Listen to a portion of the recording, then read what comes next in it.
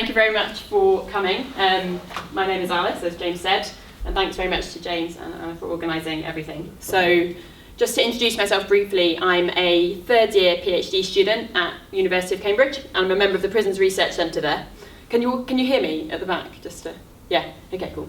At the Prisons Research Centre, and we at the centre do research on the interior world of the prison, so what it's like to be in prison.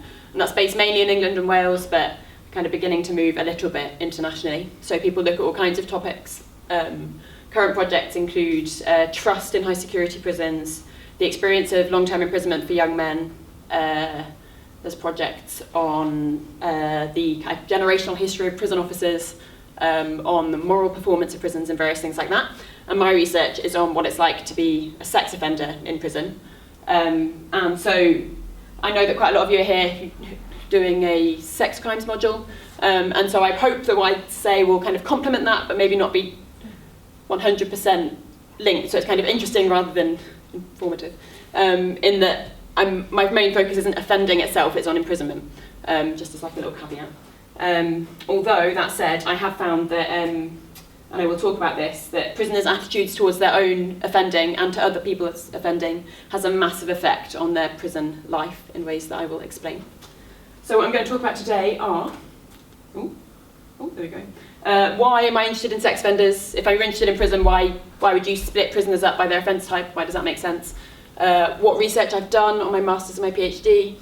The pains of imprisonment, which is a term from penology, which is a way of describing what prison does to people and the ways in which prison hurts people. And finally, what I call the moral community of imprisoned sex offenders, which is about how prisoners convicted of sex offences think about themselves as people who've committed or been convicted of having committed certain offences, and while also being forced to live with other people who've done similar things, and how this all kind of feeds into each other. How do you cope if you've been convicted of a sex offence and then you're made to live with 737 other sex offenders? Like, what does that do?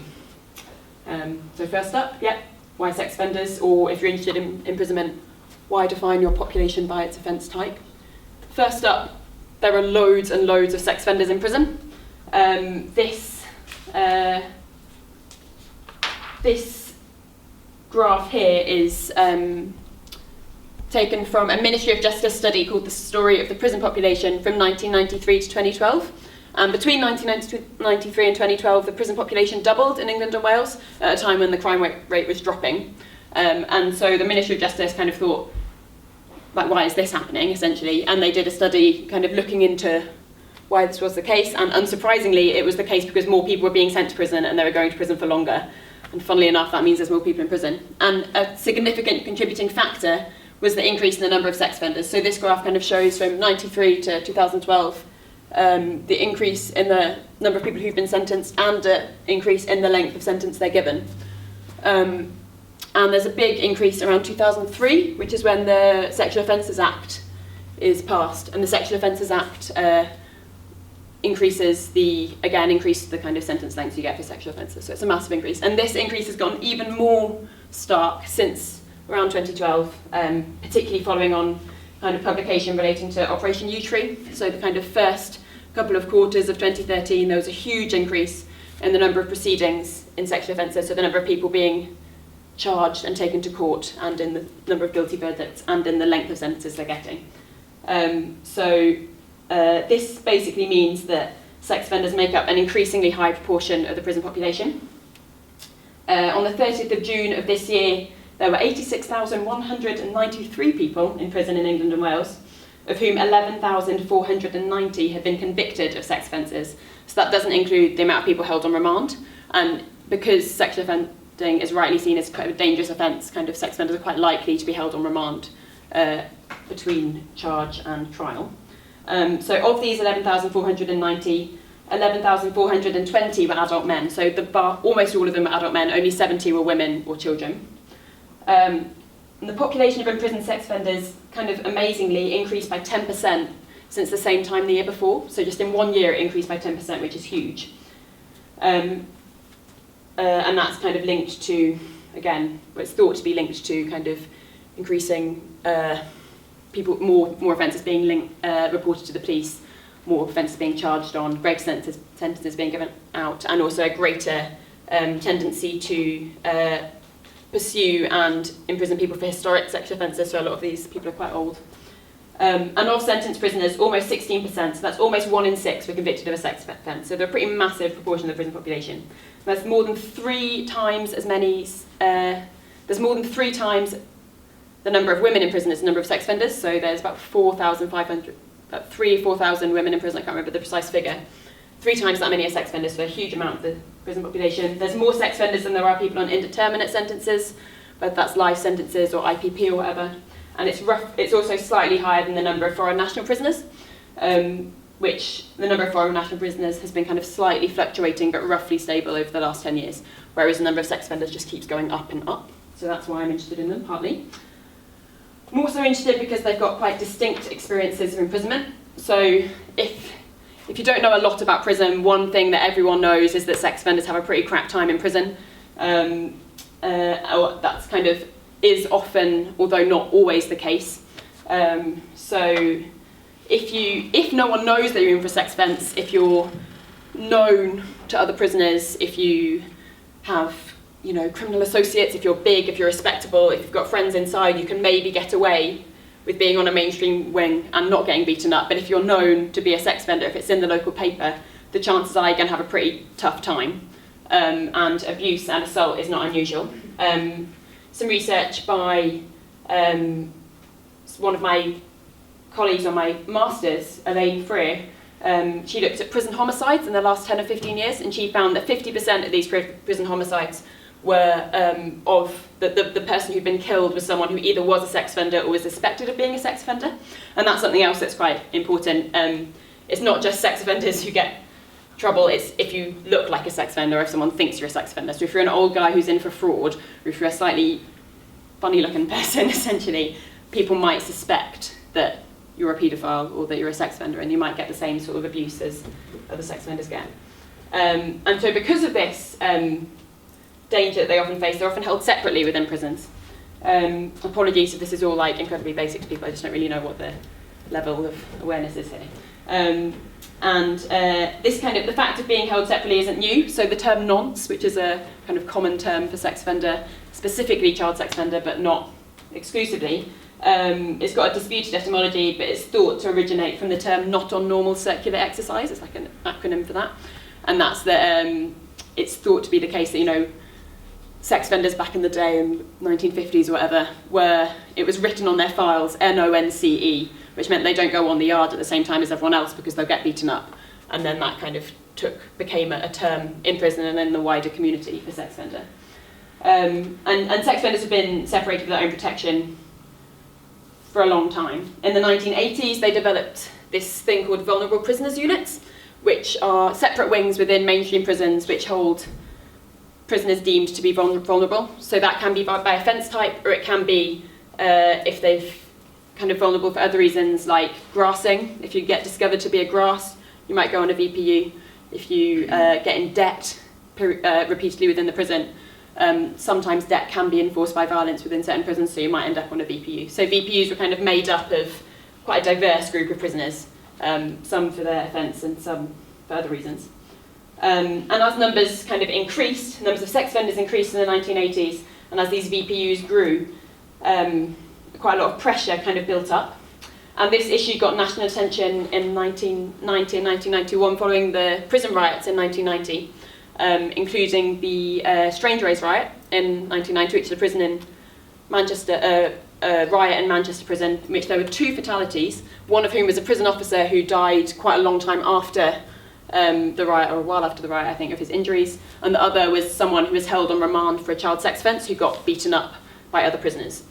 So it's kind of thought that when prisoners riot, which they don't do as often as you might think, but when they do riot, the first place they go is to the VPU to beat up the nonces, essentially. And so people thought, gosh, maybe we should do something a bit better than just keep people on a separate wing and hope for the best. And so this kind of national attention led to a strategy to kind of set up sex offender-only prisons, to hold sex offenders in fewer prisons. They also set up sex offender treatment programs, special accredited sex offender treatment programs in the early 90s. And by putting sex offenders in kind of a smaller number of prisons, you can kind of target these programs on these people. So that was the idea. And then in the last couple of years, they've set up a national sex offender management board, and there are some regional boards as well, which try to coordinate a strategy for imprisoning sex offenders across the country. And there are now, I think, 8 prisons which only hold sex offenders in England and Wales, and I think there might be more than that. So off the top of my head, that's Watton, Bure, which is in Norfolk, Stafford, some of the ones on the Isle of Wight, maybe all of them, Usk in Wales, Wakefield is a high security prison which holds a lot of sex offenders, but I don't think it's only sex offenders, and there's another couple, but I can't remember what they are. Ashfield. It's Ashfield or sex offenders. Okay, Ashfield, there you go. Yeah, so they're now these sex offender only prisons, but no one knows anything about them. They're arguably a distinct demographic group from other prisoners. There's not a huge amount of research on this. A lot of this is just based on assumption, but some of the assumptions do seem to be true. A lot of sex offenders are quite a lot older than most prisoners. Kind of your classic mainstream prisoner, by mainstream I mean someone not convicted of a sex offence, is in his 20s or 30s, whereas sex offenders are often quite a lot older. In the prison where I literally just finished my PhD research, the average age was 54, which is really unusual for prisons. There was some research done in 2000 by Elaine Crawley and Richard Sparks, and they found that in 2000, 1/3 of prisoners they were sentenced into prison, and they were aged over 60. 1/3 of these were convicted of a sex offence. Some other research on Western countries overall has found that half of prisoners aged over 59 have been convicted of a sex offence, and this is likely to be much more of an issue now that people are pursuing historic offences a lot more. So you've got a lot of people going into prison for their first time when they're 75 or something like that, and prisons aren't built for 75-year-olds. Particularly the prison where I did my PhD research, which is an old Victorian prison. So that's quite interesting.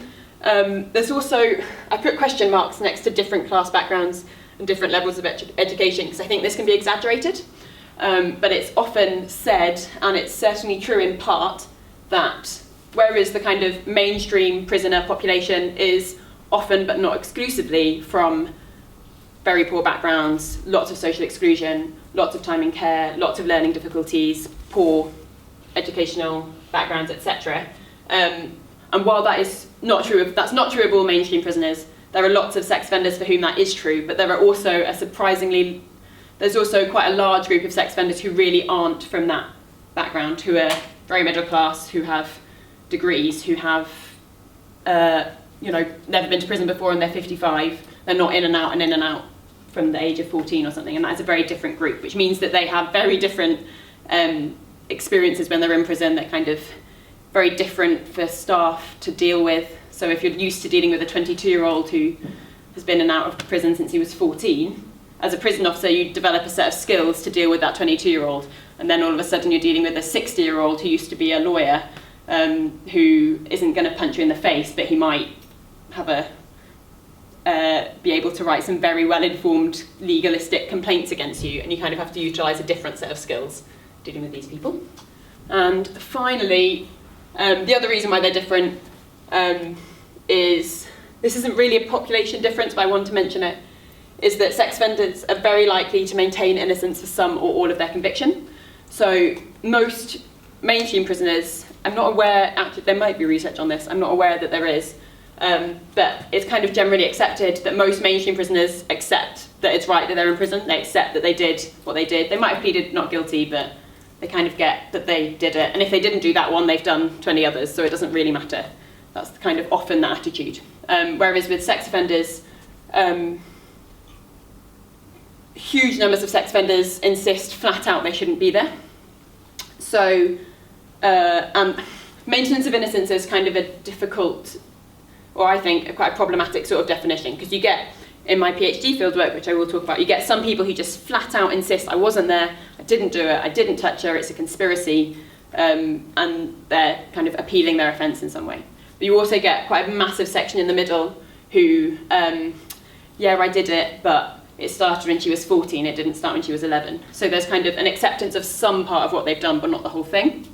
Or that they kind of might accept kind of the bare facts of the case, but not the interpretation put on it. So, yeah, I had sex with her, and yeah, she was 15, but it wasn't really rape, that wasn't really rape. Or, yeah, she didn't say yes, but she didn't say no, and like, yeah, she was asleep, but that's not really rape. all of that kind of leads them to have very different kind of interpretations of their position to mainstream prisoners. So they're kind of a different sort of group. They're very rarely studied. So this is quite a long, boring quotation from a guy called Ian O'Donnell, who's done research on rape in prison, in American prisons mainly.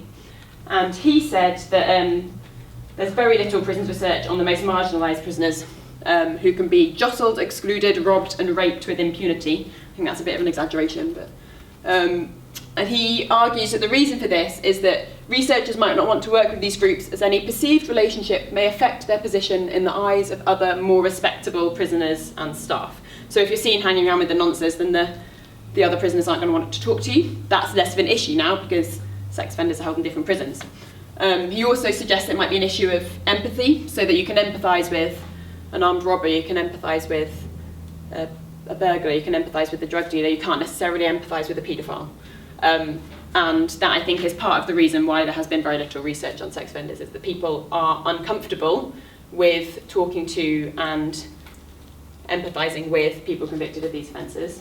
Relatedly, like a lot of people do research on prisons because of kind of political or moral motives, so they want to advocate for prisoners, they want to reform the prison, that sort of thing, and they're often from kind of like left-leaning sort of backgrounds, and it's easier to make that case perhaps, and they're not the most sympathetic group, and you might be, you know, if you're a feminist-inspired researcher, you want to do research on women in prison, you don't necessarily want to do research on sex offenders. And there's also kind of real and I think perceived physical and emotional dangers of doing research with sex offenders. So sometimes sex offenders talk about their offences and that can be pretty unpleasant to hear. Sometimes sex offenders say not very nice things about researchers and that's not very nice to hear. And sometimes, very rarely, they act in slightly inappropriate ways and that's also not very nice. So all of this is, I think, why sex offenders' experiences of imprisonment have not been looked at very often. Although that said, there have been a few studies into sex offenders in prison. These tend to be quite small scale and quite limited. They're either focused on, they either kind of base their understanding of what it's like to be a sex offender in prison on what mainstream prisoners say, which isn't necessarily all that insightful. They're quite small scale, out of date, so this is based on research in the 60s, that's based on interviews with 10 prisoners. This study is based on research with only 7 sex offenders, so it's not a huge number. And they've kind of been touched on in research into other projects, but it's not very detailed, and it mainly focuses on how sex offenders avoid being beaten up and not on any other elements of their experience. They're also arguably a particularly stigmatised group, both within the prison and outside. So all prisoners are excluded from society. That's kind of what imprisonment is. It's taking a group of people, it's taking them out of society and it's putting them somewhere else and keeping them separate. But then sex offenders are then kind of doubly excluded because they're excluded from this excluded group. They're often subject to extra legal restrictions both within and outside the prison. So within the prison they might be on indeterminate sentences, there might be limits on who they can and can't contact. Huge numbers can have very little contact with their family, they're not allowed any contact with children, which includes images of their own children, like photos, normal photos. They have more restrictive licence conditions and things like that. So for sex offenders, an act that they've committed or something that they've been found guilty of having committed basically comes to affect their life in a wide variety of ways and more ways than it does for mainstream prisoners. And some research has addressed these issues. But that tends to be based on what I call like quite vertical research. So it's research on sex offenders and their experiences of or relationships with power holders, so probation workers or treatment staff or prison workers or that sort of thing. So it's like a top-down study of like these people as representatives of the state, they say this is who you are as a person, how do you feel about that? What this research finds is that sex offenders are socially marginalised by their offences and their convictions and morally condemned. So this research shows how kind of treatment practices, punitive practices and probation practices kind of conflate prisoners' acts, so the crimes they've committed and their identities, so who they are, and their acts come to be seen as the central part of who they are. So hence you call people paedophiles, when actually just because someone's committed, the definition of a paedophile is someone who has a fixed sexual preference for prepubescent children. That is different to someone who has committed an offence against a child, but the terms kind of often become interchangeable. I use the term prisoners when I'm talking about mainstream prisoners, but I use the term I use the term prisoners rather than offenders when I talk about prisoners, but I use the term sex offenders when I'm talking about sex offenders. Some of my participants had issues with that, and I see where they're coming from, but it just takes a bit less long to say than prisoners convicted of sex offences. But again, that's another sign of how offences come to be seen as the central part of who people are. So Danny Lacombe did some research on a Canadian sex offender treatment programme. And on this programme, people have to kind of tell their stories of their offences and their lives. And everything comes to be seen as kind of evidence for why they've committed the offences that they have, where that offending came from. So in these sessions, people are encouraged to talk about their sexual fantasies, about their masturbation practices, about their relationships with family members, about how much they drink, and everything comes to be about their first sexual practices, about all kinds of first sexual experiences. Like, all of this stuff comes to be seen as part of a kind of grand master narrative that led up to the offence that they've committed. And in some cases, those links might be more plausible. So if you have a tendency to masturbate in particular ways that are linked with your offence, that you can kind of see why that might be a link.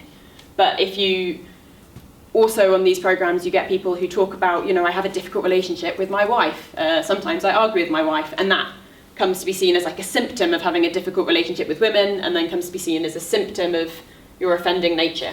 So basically everything about who you are as a person can come to be kind of reconstituted as a symptom of being a sex offender.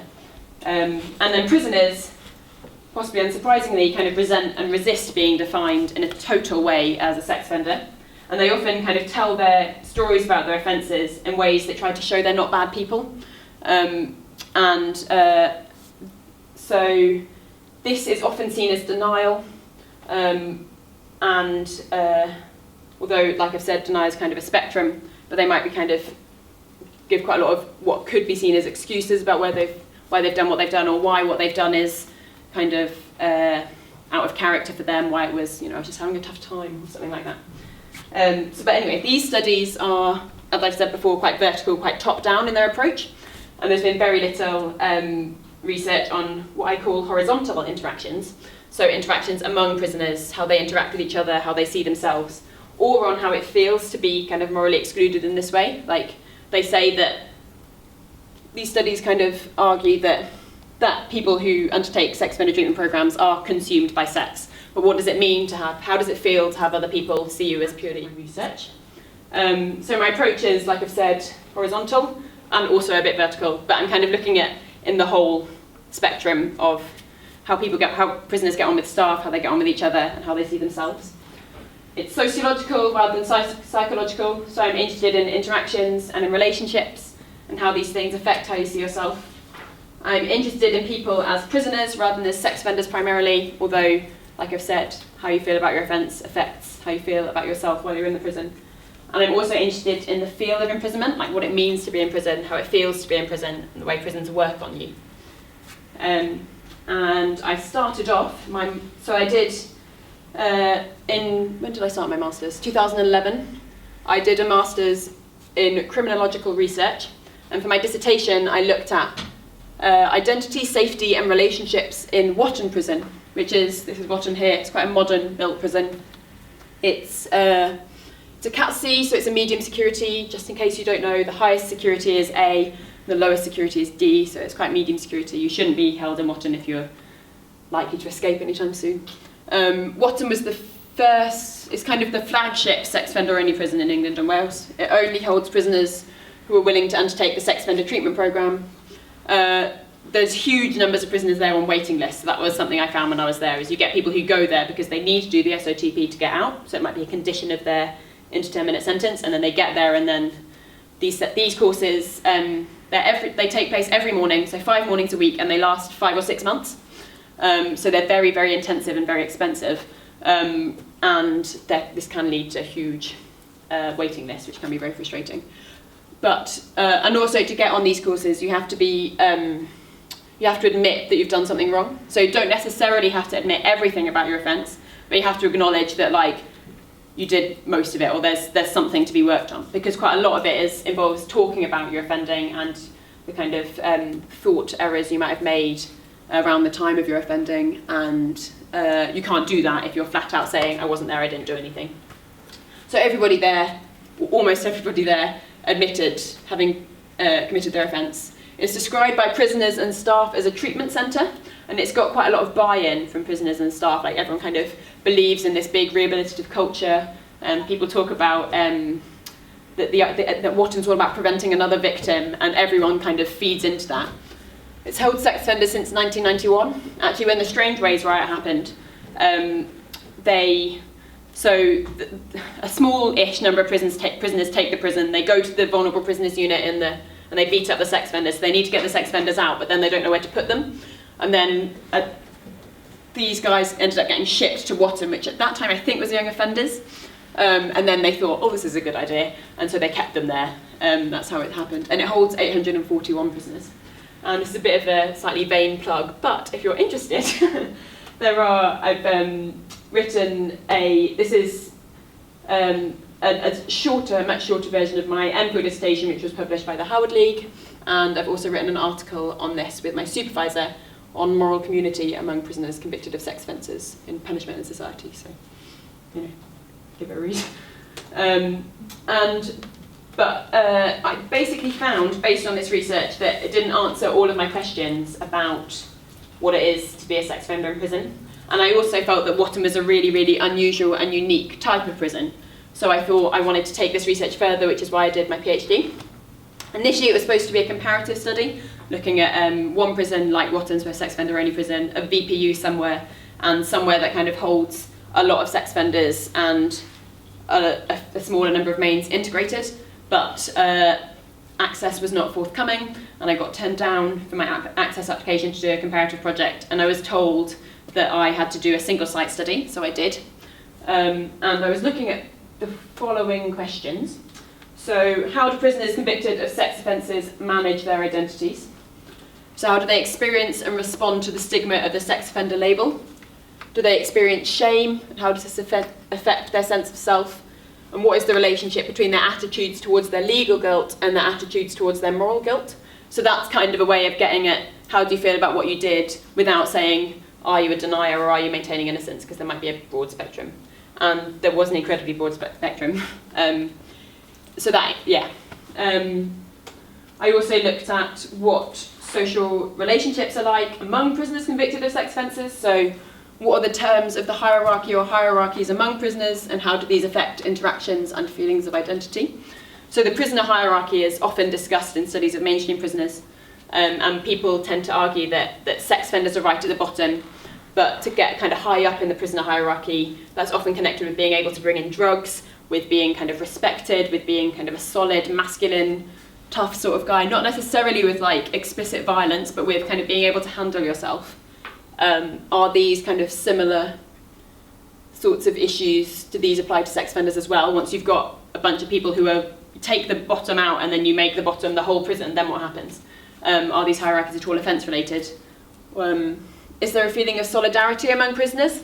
So research on stigmatised groups in general tends to find that excluded groups often kind of form a positive like identity amongst themselves. So for example, I guess the most obvious is in kind of black people in America kind of get excluded in the segregation, and in the 1960s kind of black power develops as a movement which is kind of trying to embrace positive elements of a stigmatised culture. Does something like that happen with sex offenders? You know, if everyone tells you you're a bad person, do you start saying, no, let's celebrate sex offender culture? To what extent are prisoners able to trust each other and form friendships? And on what basis do prisoners form moral judgments about each other? And how does this affect the judgments they make about themselves? So if you're trying to deal with what you've done yourself, how does living with someone else who's done something bad affect that? And finally, I also looked at how do prisoners convicted of sex offences perceive and respond to the institution?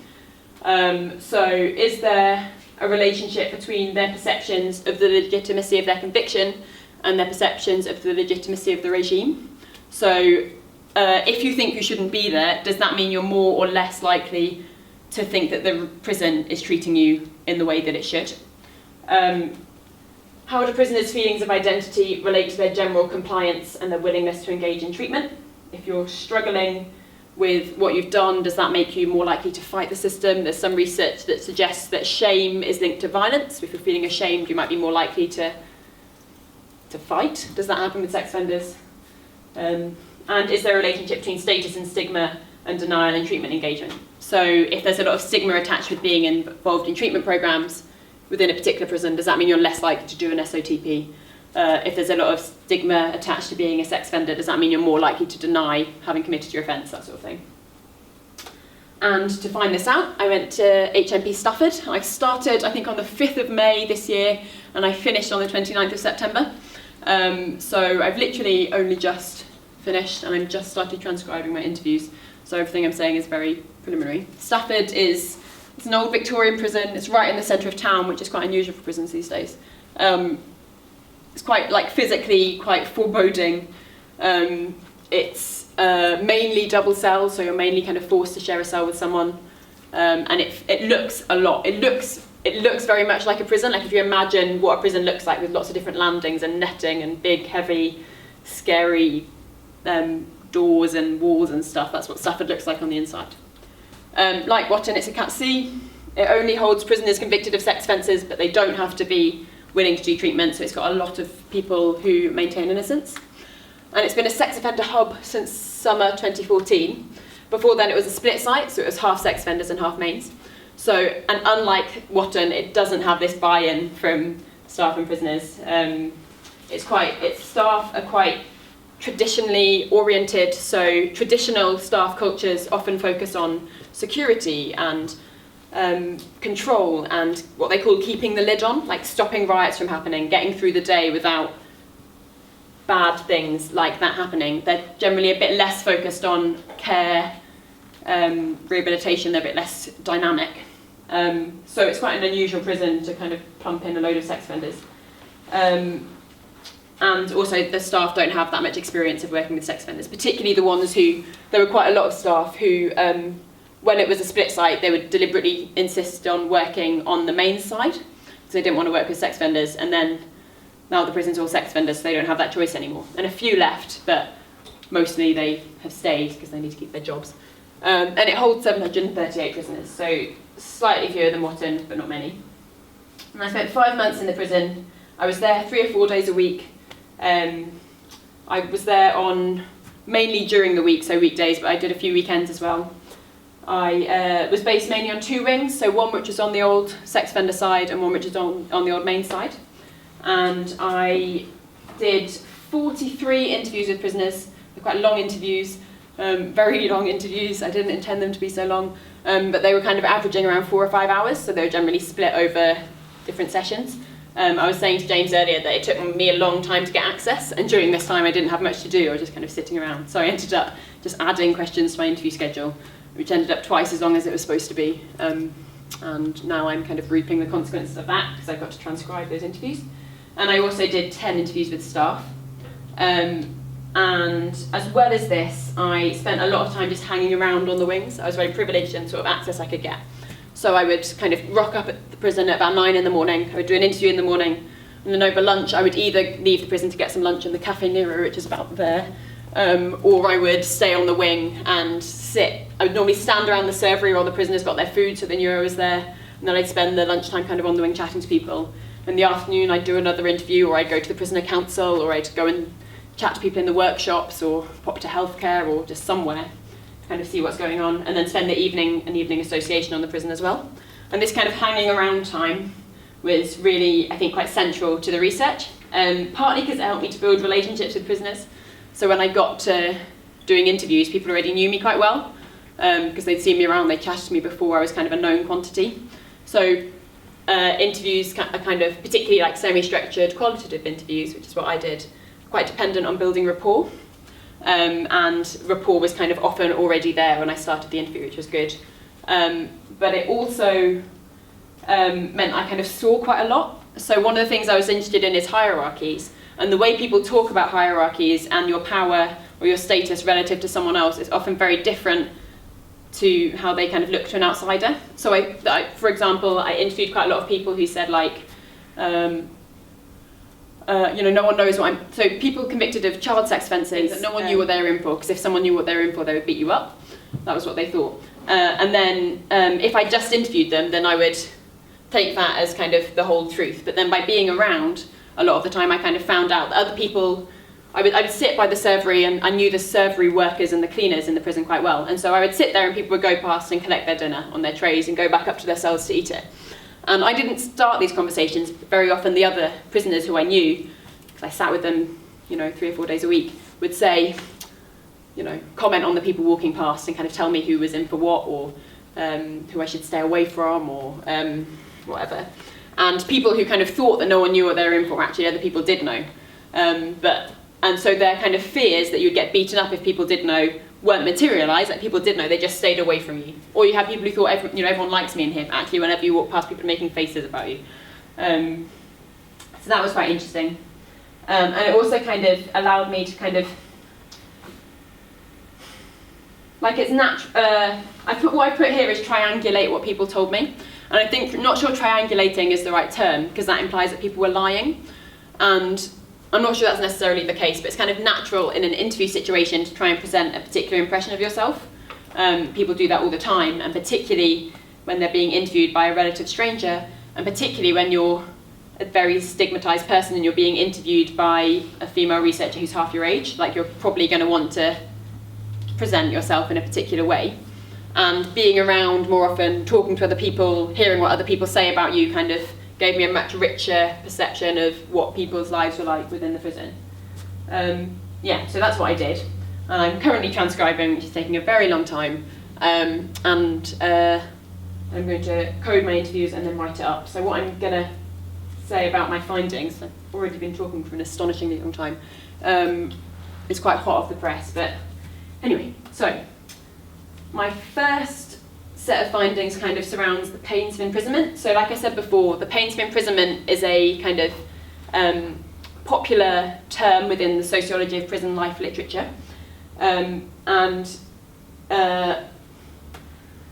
not going to go into this in much detail, but basically research on the pains of imprisonment has argued that prison hurts because it deprives you of certain things, so liberty, goods and services, heterosexual relationships, autonomy and security, and this might affect your sense of yourself as a person. There's also this research on depth, weight and tightness is all about the way the kind of power of the prison operates on you and how that affects how you think about yourself. But none of this pains literature has talked about kind of the moral pains of imprisonment, which is what I'm talking about here. So one pain, which was particularly strong at Stafford, where you were able to go to Stafford if you did not accept responsibility for your offence, was anger at your conviction.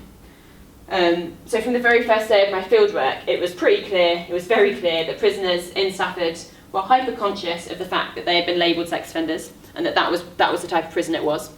And from the very beginning, it was very regular for me to be on the wing and people come up to me and start telling me why they shouldn't be there. And that slowed down once I'd been there for a bit longer, but from the beginning it was very common. So these prisoners who maintain innocence kind of resist being made responsible for their convictions and for being there. They feel angry about their imprisonment and about being forced to live with people who've committed sex offences. So both of these guys had active appeals. So the first guy, when I asked him, how does your conviction make you feel about who you are, I very carefully chose the word conviction in my interview schedule rather than offence, because I knew that a lot of people wouldn't think that offence applied to them. He said if it was the truth I'd be disgusted, but I know it wasn't the truth. He really wishes people could be able to see the evidence of what he'd done. This other guy just came up to me on the wings, asked me what I was doing there, and I said I was interested in what happens to you in prison, what it feels like to be in prison. He kind of said, well, it's awful being in prison. The worst thing about being in prison is if you shouldn't be here. It upsets me the most knowing that I've done nothing wrong. And these things are really tricky to know how to interpret, because obviously just because someone says they haven't done it doesn't mean they haven't done it. So is there kind of very steadfast insistence that they didn't commit their offence, is that part of an adaptation to the pain of being in prison? or is it part of the problem in itself? Like, are they actually wrongfully convicted? It's just impossible to tell. Another reaction was kind of guilt, shame, or self-disgust. So many prisoners felt quite extreme guilt and shame as a result of their offences, and in some cases their deviant sexual preferences. So one guy interviewed described the specific feeling of hating his own skin as a result of what he'd done, and some talked about feeling sick when they thought about their offences. In a few cases, people talked about kind of the fact of having done what they'd done, leading them to realise for the first time that they were sexually attracted to children, and that was something that they kind of not accepted about themselves or not realised about themselves until their offence took place, and that was kind of unsurprisingly quite a difficult process. This guy, who was convicted of rape of an adult woman, and he accepted guilt for that, I think this kind of showcases the many different emotions you can feel when you've been convicted of a sex offence. So a lot of the research on moral emotions, like guilt and shame, tends to focus on like trying to distinguish guilt from shame. And guilt is seen as guilt is regret for having committed a wrong act. So if I punch someone in the face right now, I would feel guilty about having hurt them because I punched them in the face. Shame is about kind of realising that you've changed the way you're seen by others. So I would feel guilty for having punched someone in the face. I'd feel bad about that act, or I might feel ashamed because I'd realised that now everyone thought I was a terrible, violent person, and that shame is kind of often seen as kind of much more self-centred and to do with kind of changing your own position within society. And this guy, I think, he kind of starts off what he's talking about is shame. So at the moment when he's sentenced, he's feeling some quite self-centred emotions. He's trying to adapt to the effect on your family, and he kind of vaguely thought about the victim, like, oh, that's a shame, but not in much more detail than that. And it's only later on that he's kind of who's now, I think it's about 18 months into his sentence, he's kind of settled, adapted to this situation, and now he started thinking about what he's done, essentially. So he's got nieces growing up, he's got his mum and his sister, and if something like that happened to them, my blood goes cold, sort of thing. So I suppose the realisation's starting to seep through now.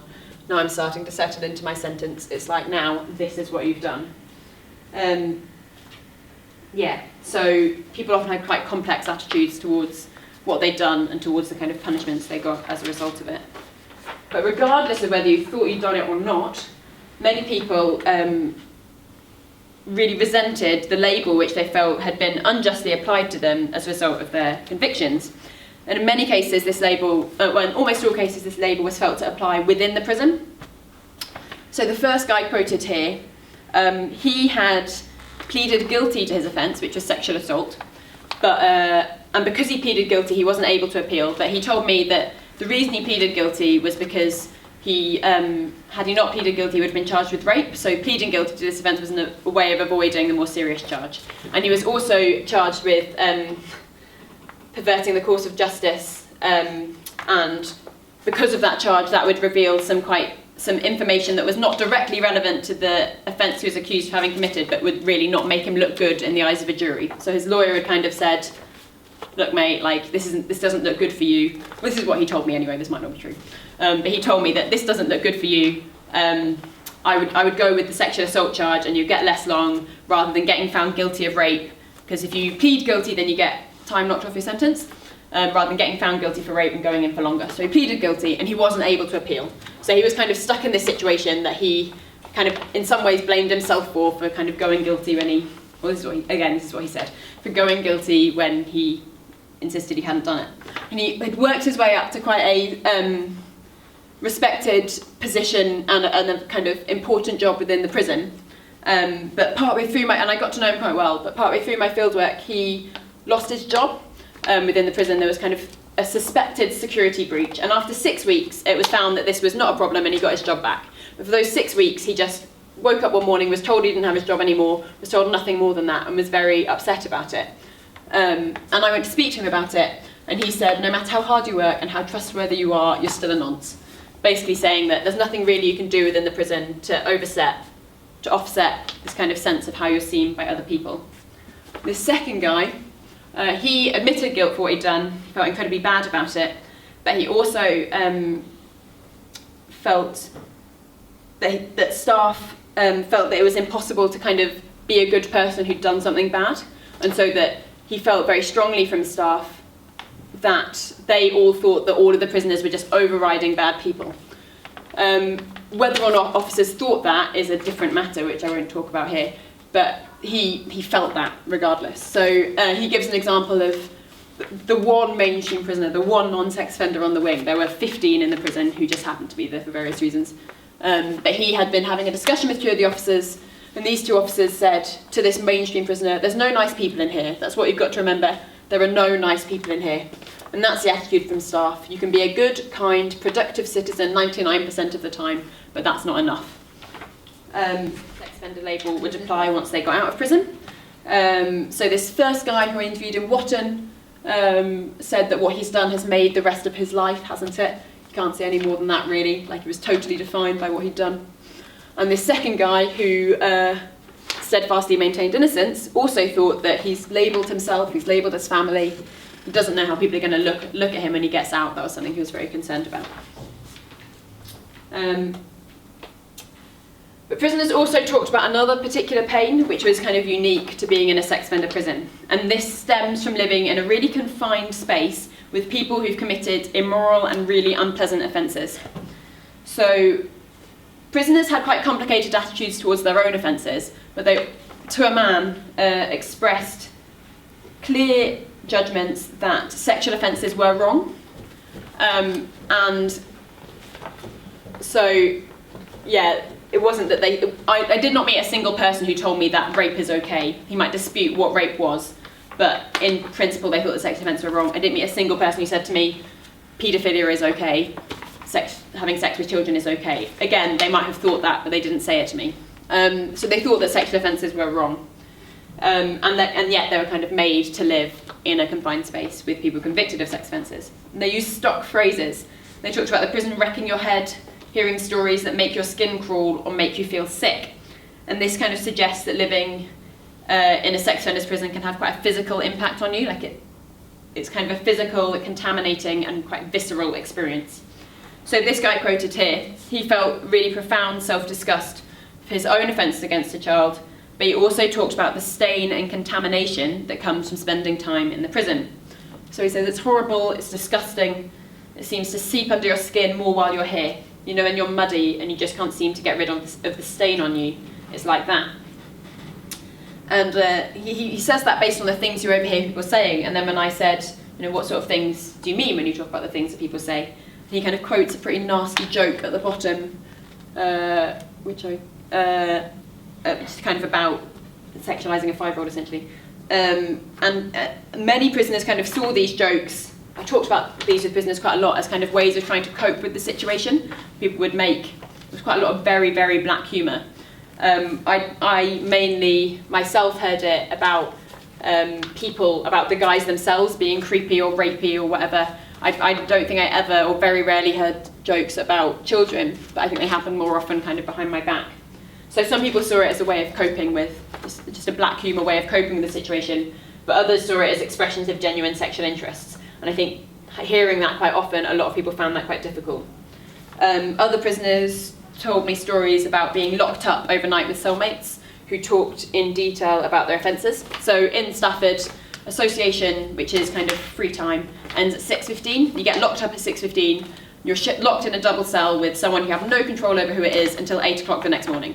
So that's almost 14 hours with a total stranger who's been convicted of a sex offence, who most of them don't talk in detail about their offences, but sometimes you might get one who does, or who makes comments about children on the TV, or who does something like that. And those experiences were quite scarring. Other prisoners, and one other guy told me about, he was a cleaner in the prison. He told me about cleaning rooms used by treatment programmes and just seeing on the whiteboard, my preference is 3 to 4 year olds. And then kind of walking in there and then kind of seeing that and thinking, like, holy crap, and having to go back to his cell and kind of with thoughts kind of in his head. Other prisoners, particularly younger prisoners, talked about feeling uncomfortable in the prison because many prisoners looked creepy. And this was something that I wasn't really expecting, but that really came up throughout the fieldwork, that prisoners were kind of very aware of what your archetypal sex offender, specifically, or particularly paedophile, looks like, that they thought that sex offenders are kind of creepy old guys, they smell, they're old, they're gross looking, they walk funny, they've got walking sticks, they're disabled. Like, this is what they thought paedophiles looked like, and there were quite a lot of old people in here. So, and so appearance was a really central thing in the way people made judgments about people. And younger prisoners talked about feeling very uncomfortable living with people who looked like stereotypes of sex offenders, whether that's due to haircuts, obesity, wearing glasses, which I think is quite offensive, or poor personal hygiene. So this guy said he'd been in the prison for 13.5 months and it's wrecked his head, it's blown it. When he was out, he used to drive past people and think, you look dirty, and now just being in the prison has confirmed all his stereotypes.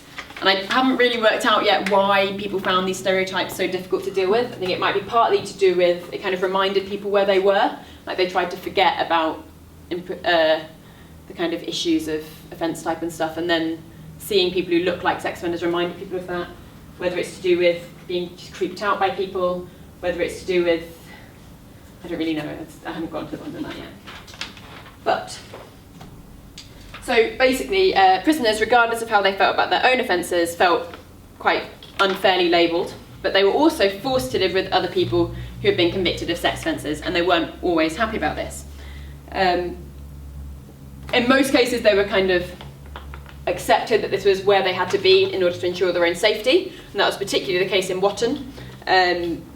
But there were other things about living with sex offenders that they weren't happy about, such as hearing these sorts of stories. They knew that everyone they were living with had been convicted of a sex offence, but they had no way of knowing precisely what they'd been convicted of, what the details were, so what the charges were. They didn't know what the charges were unless someone told them. They didn't know what the details were, so even if you found out that the situation was that you were in for rape of an under 16, they don't know if that was, you know, one-off with a 15-year-old in a nightclub, or ongoing sexual abuse of your stepdaughter, or the age of the child, all of which kind of affected the ways people judged other people. And they also didn't know whether people thought they'd done it, and that was particularly an issue in Stafford, where many people didn't maintain innocence of their offences. Yeah, they were kind of in just didn't have a huge amount of knowledge about their situation. And prisons inherently inhibit trust, because they're confined spaces which make it really hard to learn about other people. And it's kind of a classic thing that mainstream prisoners say, is that you can't trust anyone in prison because they'll tell you all these stories about their life outside, but you just don't see them. You don't know, you know, they tell you they're a millionaire, they tell you they've got a Land Rover, but how do you know? Or they might seem to be your friend, but when you get out, that's the real world, and they might act in a different way once you're out. You might never see them again. So prisons are inherently low trust environment. And living in a sex offender prison, you might think that was particularly problematic, because all you know about anyone you meet, for sure, is that they've been convicted of a sex offence, which isn't necessarily the best basis for forming a friendship. So what I'm going to talk about now is how people coped with that. And the main way they coped with it in both prisons was by remaining in a deliberate state of ignorance about other people's offences. So like I've said before, prisoners did care about the offences that people thought, like most people, that sexual offences were wrong. They particularly thought that offences committed against children were wrong, and they particularly thought that offences committed against young children were wrong. And if these offences had been over an extended period of time, if you couldn't excuse it as a one-off, these were all particularly problematic. So prisoners did care what other people had done. But they tried not to find out about it. So this guy, I asked him if other people knew what he was convicted of. And quite interestingly, he went on to, almost immediately, he said, people didn't know, you just don't air your laundry in public, basically. And then he almost immediately went on to talk about other people's offences, which is quite interesting. And I think that part of the reason that people don't want to talk about other people's offences is then that opens up the conversation for them to ask you about yours. People don't want other people to know about their own offences, so that's part of the issue. He also says that you can kind of just guess by what people look like as to what they're in for. So if you see someone, so you look at someone and you're like, he's not in for burglary, he's not in for twocking, that's taken without consent, so stealing a car. He's in a wheelchair, so you kind of guess what people are in for, so you don't even go there. I'm pretty sure what he was trying to tell me there is if he's in a wheelchair, he's an old guy, he's probably in for child sex offences. That's often the assumption. So there's no point in asking people, you already know what they're in for, and what they say about it, they're just going to give you the watered down version anyway. You know, everyone's innocent, everyone's like she's to blame, whatever. So if you want to pass a bit of time talking shit with someone, that's what they're in for. And if you want to find out what people are actually in for, you can't Google them whilst you're in the prison, because you don't get internet while you're in the prison, but a few people, a very small number of people, would phone up family members to find out, or you can find out when you get out, if you care. But what's the point in caring? And what he also said, crucially at the end, is that finding out about people's offences changes your opinion of them, so it's just best not to know, is what he said. And the way I've interpreted this is by thinking that what I've called the moral stakes within the prison are quite low. So in the real world, which exists outside of the prison, and that's the world where your families are and your friends are, your job is or was, and your home is, that's outside the prison. Whereas being in prison, that's not your real life, that's just, this is a quote from one prisoner, that's just a period of my life that I have to get through. So while they're within the prison, that world doesn't matter so much. It doesn't really matter what other prisoners think about you, and it doesn't really matter if you make the right judgment about people, because you're never going to see them again and they're not going to meet your wife and kids. So if you spend time with someone who it turns out has done something bad, it doesn't matter as much as it would outside. And this kind of enabled social relationships that just wouldn't be possible outside. So whereas a few prisoners maintain the same moral standards as they would outside by not associating with people convicted of certain sex offences, the most didn't. Just a quick quotation of an example of someone who kind of shared the moral standards within the prison as he did outside. One guy said to me, in the same way that I would not hang out with a fucking nonce out there who I know has done it, I will not associate with them in here. So with him, he would spend time with people convicted of sex offences against children if he was pretty sure they didn't do it. But just in general, if he knew they'd done it, he would not talk to them, he said. I think he did talk to them in a very kind of pragmatic sort of way. He was a servery worker, he couldn't refuse to serve food to people, he had to be polite, but he wouldn't play darts with them, he wouldn't play pool with them, he wouldn't chat with them. But the vast majority were much more pragmatic in their moral and social judgments. They kind of saw the prison as a temporary world which didn't really matter, and whose isolation from the world outside meant that you could kind of spend time with the wrong people without risking your family's safety in the way that it would if you spent time with them outside. And this allowed many prisoners to feel able to get by without needing to know what other people had done. That even if people started, they said other people start these conversations, other people are interested in offences, but I'm not. So this first guy, he's in Watton, he said if people come up to you and they start saying to you, oh, he's in for this, I say I don't want to know. So if I've ever spoken to that guy before, then I'm not going to be prejudiced against them. Especially if I've got close to somebody and then it turns out they've done something like that to a proper baby or whatever.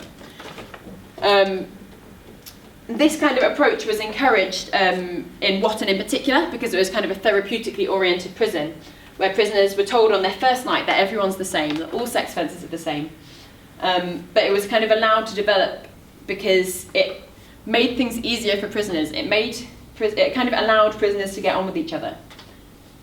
In both prisons, many people had lost contact with family members and with friends because of their convictions. In Watton, this was particularly strong in Watton, where the offences kind of tended to be more serious and the sentences tended to be longer. So of the 22 people I interviewed in Watton on my master's project, 7 of them had literally no contact with anyone at all outside. They'd just been totally cut off by their families. And so but prisoners, like all people, kind of want some sort of social life. They want someone to talk to, and if all you've got is other people in the prison, you kind of have to cope with that. So willfully ignoring people's offences in the ways these prisoners describe kind of allowed friendships to develop. And it also protected themselves from judgment. So in this second quotation, it's a guy, again in Watton, I kind of asked him, how do you feel about living with sex offenders? He said, it's something you just try to shut out. That guy I'm talking to now is not a sex offender, he's just another guy. The worst thing, I suppose, is thinking, well, you're one of them.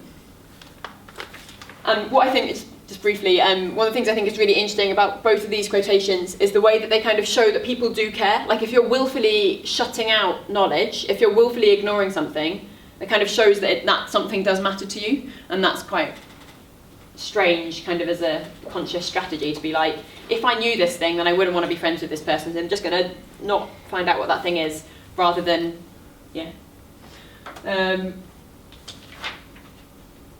And yeah, this is how friendships are formed in the prison, essentially. So the fact that you don't know what other people have done allows you to spend time with them, to talk to them, to form social bonds, and sometimes to exchange small confidences.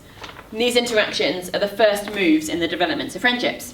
And as these friendships crystallise, this is the exception to what I've already said, as these friendships become stronger, prisoners become much more likely to talk about their offences. In part, this is about finding out, as one guy put it to me, who I'm speaking to. So if you're just playing pool with someone, it doesn't really matter what he's done. But if you're kind of becoming properly friends with someone, it matters a bit more who they are as a person. In other cases, talking about your offences was kind of an act of confession, which in itself tightened social bonds. So if you've done something that you're profoundly ashamed of, maybe sharing that with someone else might make you closer in a way that I'm sure is replicated in many friendships outside the prison environment. And prisoners were fully aware that the stories that even their friends told them weren't necessarily true. But nevertheless, most of them chose not to try to confirm these stories, either by asking to see people's paperwork, like everyone would have a copy of their paperwork, a charge list, and you could ask to see someone's paperwork and see like what actually you charged of, but they didn't normally. And they mostly didn't ask their families to Google their friends. They just deliberately didn't want to find out. So in these prisons, people got on with each other because they didn't know what they'd done, rather than despite not knowing what they'd done. And I think basically this was because being in the prison was a tough time in your life that you just had to get through. And that was the main focus, was getting through this time in the prison. So this guy who I interviewed in Stafford, he was convicted of a violent but not sexual offence against a young child. But he had gone to this prison because being convicted of violent offences against children is also not looked upon well within the prisoner community. So he was kind of in this prison for his own safety. He said, if someone had come up to me before I came to prison and said, you're going to go to prison, you're going to be in a sex offenders prison with people that are sleeping with underage girls, I'd have kicked off. But because you're in here and you hear people's stories and stuff like that, I think in some ways you want to believe them, because if you didn't believe them, you'd go fucking nuts, because some of the stuff you hear, ... He didn't actually say ... So yeah, I'm just kind of stopping here because my analysis is at a very early stage, so I don't really know what all of this means. But I think basically the key thing that this means is that prisons are kind of strange social environments in which people kind of live through them while simultaneously knowing that they're not really real. So you can kind of they can kind of maintain this kind of strange, willful state of ignorance because they just don't think that the prison world matters morally or in terms of safety in the same way that the outside world does. And instead, you just need to kind of get through it as much as you can.